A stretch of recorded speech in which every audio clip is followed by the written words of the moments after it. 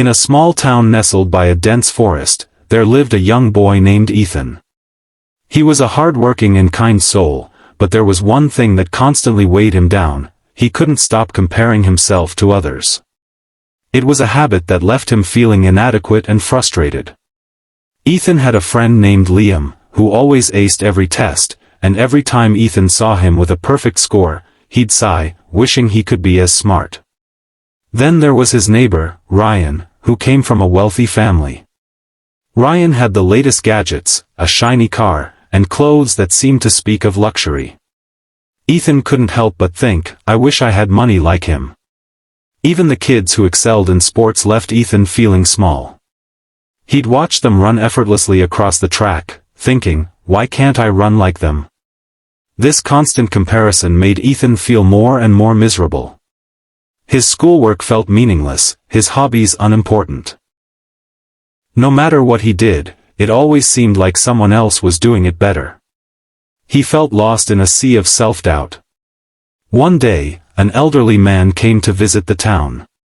People called him Grandpa Joe. He had a reputation for being wise, and everyone turned to him for advice. Ethan, exhausted from his constant thoughts of comparison, decided to approach Grandpa Joe. Grandpa, I work hard every day, but I see others doing so much better than me. I feel like I'll never be as good as them. What's the point of trying? Ethan asked, his voice tinged with frustration. Grandpa Joe, with a knowing smile, told him, meet me at the oldest tree in the town tomorrow morning. I have something important to show you. The next morning, Ethan walked to the tree as instructed. Grandpa Joe was already waiting for him. Look around, Ethan. What do you see? Ethan looked at the surrounding trees. Some were tall and strong, while others were small and humble. Some bore rich fruit, while others had none at all. Grandpa, I see different trees, Ethan said. Some are tall, some are short, some have fruit, and some don't. Grandpa Joe smiled and asked, do you think the apple tree looks at the coconut tree and says, I wish I was tall like that? Ethan laughed.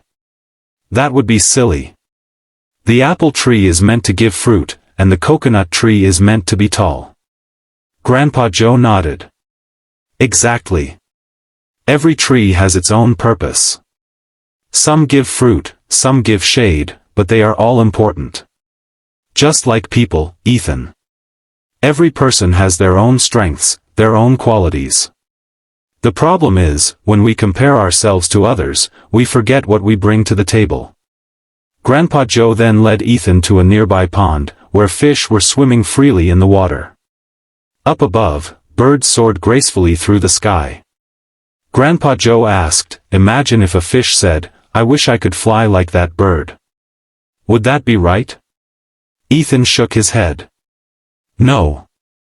Fish are made for swimming, and birds are made for flying. Then why, Grandpa Joe said gently, do you compare yourself to others? You are like the fish, made for swimming. You have your own strengths, Ethan. If you focus on those, you'll find your way. Something clicked in Ethan's mind. For the first time, he realized that he didn't need to be like anyone else. He had his own path to follow, his own talents to nurture. From that day on, Ethan stopped looking at others and wishing he was like them. Instead, he focused on his own skills and worked hard to improve them. As time passed, Ethan's confidence grew. He started his own small business, and soon, it flourished. He became a role model in his town. Whenever someone asked how he found success, he would smile and say, never compare yourself to others. If a fish tries to fly, it will always feel like a failure. But if it focuses on swimming, it can conquer the ocean. Ethan had learned an important lesson: the sun and the moon don't shine at the same time, but both are equally important. Find your path, walk it with confidence, and success will follow.